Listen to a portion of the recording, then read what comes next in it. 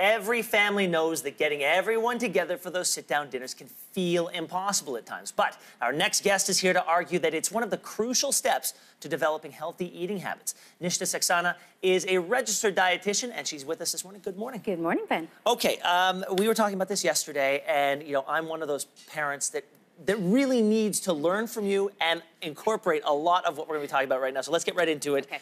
There are benefits to everyone getting together and eating as close to the same meal as possible. Absolutely. So I know a lot of parents will think, well, it's virtually impossible schedule-wise to have the entire family together. It's not really about trying to do it all the time, but anytime it's possible to have as many family members as, together as possible at meal times. It's actually really important for children. It helps to encourage positive eating. We show our children by role modeling.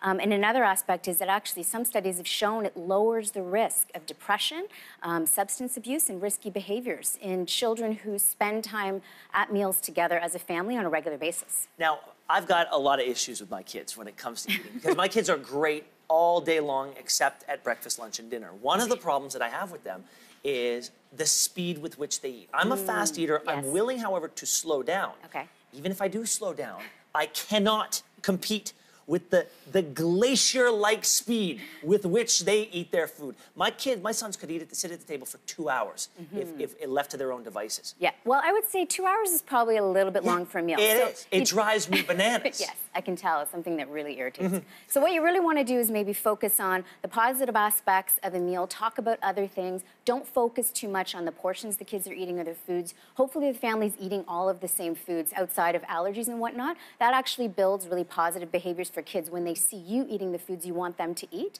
And really keep meal times around 20 to 30 minutes and then just start moving on and putting food away to do other things. And you yourself maybe need to hum, sing a song, distract yourself, sit on your hands so that you're really enjoying those 20 to 30 minutes. We forget that that's actually quality time with our children. Yeah.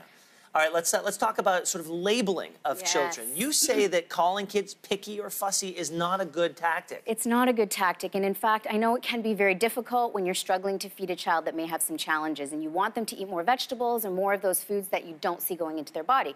So it's a lot of parents will label that child picky, but what that actually does is it reinforces the negative. And some studies have shown that if children are labeled and it's like, oh, Johnny won't eat that because he's a picky eater, then that actually carry that with them through adolescence and adulthood, and that can be something that increases their risk of disordered eating patterns. So what we want to do is focus on the positive, always offering the foods that we're not sure our children may have, but putting those portions in front of them, repeated exposure, and being the change that we want to see in them. It's a great chance for you to eat your veggies when you want your child to eat more veggies. All right, I will try that. I am skeptical, however. What about making food together? I took my kids grocery shopping this weekend, but extending that into the kitchen and working on the food together. Absolutely, and again, it's another opportunity for quality time. Parents are always worried between work and activities and school. When am I going to spend time with my children? Making food together is an excellent way to spend quality time together. And again, it gives kids a life skill. It's so important for children to learn how to shop, prepare, and cook their own food.